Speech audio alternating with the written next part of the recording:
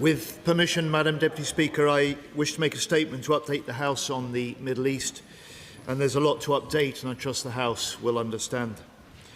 I want to start by praising our armed forces who are working 24/7 to protect British lives and British interests in the region.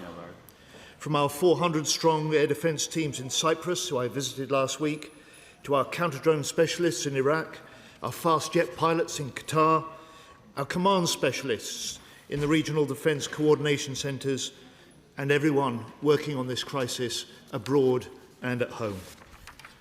Iran threatens us all, but it's our forces who feel this most acutely. So I'm sure the whole House will join me in thanking them for their outstanding dedication and for their professionalism. For protecting British lives, for keeping us safe, we want to say to them, you are the best of Britain in action. Madam Deputy Speaker, the UK's government approach throughout the current developments in the Middle East is founded on three principles. First, defensive, taking the necessary action to strengthen our collective defence.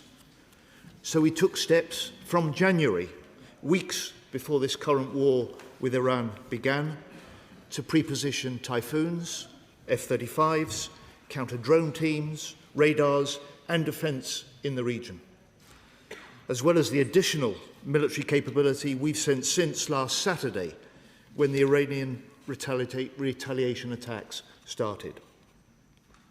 Second, coordination with allies. We do not work alone, so we're leading and coordinating our response with NATO allies and other partners, including the US, E5 nations and the Gulf states. And I'm in daily contact with my counterparts, just as the Chief of Defence Staff is too. And third, Madam Deputy Speaker, our third principle is legal. We must have a legal basis for our decisions that allows ministers to make sound choices. It allows our military to operate with the fullest confidence. And our UK action is grounded in these principles to protect British people, protect British bases, to protect British allies. Now, Madam Deputy Speaker, in the last week, we've seen Iran lashing out with dangerous, indiscriminate and reckless strikes. In the first day alone, they attacked 10 countries with military and civilian targets attacked, including hotels in Dubai and Bahrain and the Kuwaiti National Airport. British troops stationed at a US base in Bahrain were within a few hundred yards of an Iranian strike, and a small drone hit our base in Cyprus coming from Lebanon or Iraq. And Iraq has now fired over 500 ballistic and cruise missiles and over 2,000 drones. Thank you to the Honourable Gentleman. Iran has now fired over 500 ballistic and cruise missiles and over 2,000 drones. I'm grateful to him for paying attention to my statement quite so closely. And even after the Iranian President's apology and promise to the Gulf states over the weekend, Iran still then struck multiple countries with drones and missiles, including Bahrain, where 32 civilians were injured in one attack and a desalination plant was hit in another. We totally condemn these attacks. They're putting hundreds of thousands of people at risk, including British nationals and members of our armed forces. But, Madam Deputy Speaker, while Iran's current indiscriminate strikes began last Saturday, this Iranian regime has for decades been a source of evil, exporting violence across the Middle East and beyond. It supplied nearly 60,000 Shahid drones to Putin for Russia's illegal invasion of Ukraine. Here in the UK, they conduct aggressive cyber attacks against us and have plotted assassination on Britain's streets. The Iranian regime is a destructive force which has slaughtered protesters in its own streets and inflicts terrible suffering, especially against its own people. We want to see Iran stop their strikes, give up their nuclear ambitions and restart the negotiations. And as Defence Secretary, my number one priority is protecting British people, military and civilian alike. Since January, we've moved significant military assets into the region ahead of those first US-Israeli strikes. And those preparations made a real difference. It meant we've conducted defensive military operations from day one. Our F-35s destroying Iranian drones over Jordan. Our Typhoons shooting down targets heading to Qatar. Our counter-drone units defeating further attacks against coalition bases in Iraq. We acted early to protect British people and British interests and to support our allies. And as the Iranian response became clear from last weekend, we adapted our actions to the changing circumstances, driven at all times by military advice. So that's why we agreed a new US request for the use of British bases at RAF Fairford and Diego Garcia last Sunday. And that's why I committed further resources to the region last week, including 4 extra Typhoons, 3 Wildcat helicopters, a Merlin helicopter and HMS Dragon. And I can confirm today that Dragon will set sail in the next couple of days. And I want to personally thank all those who are working tirelessly, some 22 hours a day, to get that ship ready. Yeah. HMS Dragon will join US air defence destroyers to provide additional protection in the eastern Mediterranean. And Madam Deputy Speaker, let me also provide the House with the following operational update from last night. The UK is now conducting defensive air sorties in support of the UAE. Typhoons successfully took out 2 drones, one over Jordan, the second heading to Bahrain. The 3rd Wildcat has now arrived in Cyprus, and we've now deployed additional RAF operations experts in more than 5 countries in the region, helping coordinate regional military and civilian airspace.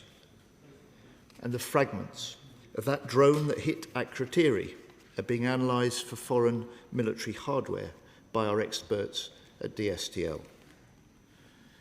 British pilots have now racked up over 230 flying hours. We have 8 jets in Qatar, including our joint Qatari-British squadron, who are flying in support of regional allies, and we have more jets in Cyprus than any other nation. And I visited our 400-strong air defence teams at our base in Cyprus on Thursday last week.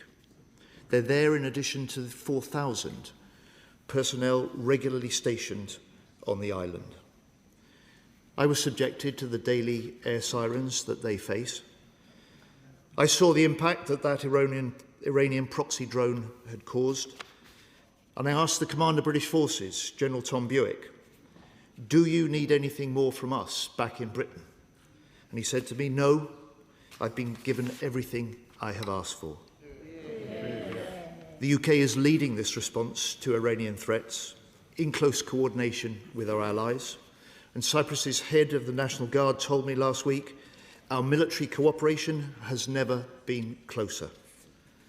And our support is backed up by our NATO allies, including the US, France, Greece and Germany, something I discussed with E5 defence ministers last week. And I can also confirm to the House that having given the US the go-ahead to use British bases for specific defensive operations into Iran last Sunday, the first US bomber landed at RAF Fairford on Friday. And as the Prime Minister has set out, this activity is part of, I quote, the collective self-defence of long-standing friends and allies and protecting British lives. It is in accordance with international law. These missions are to destroy Iranian missiles at source. And Madam Deputy Speaker, we are deeply concerned about escalation in Lebanon. Hezbollah is a dangerous terror organisation tied to the regime in Iran. It must cease these attacks against Israel. But we do not want to see Israel expand this conflict further into Lebanon. More than 400 have already been killed and 500,000 displaced by recent Israeli operations. The solution to these problems, to this conflict, must be guided by the Lebanese people and the Lebanese government. And we urge de-escalation and the return to a negotiated process. Now, I know, moving beyond defence, that many of us as MPs have constituents with friends and family that are caught in the region, worried for the safety of their loved ones. And my right honourable friend, the Foreign Secretary, and the FCDO teams are working as fast as possible to get our people out of the region. 3 chartered flights have now taken off, with more to come this week. More than 170,000 people have registered their presence, which has allowed us to get them information and support and advice that they need.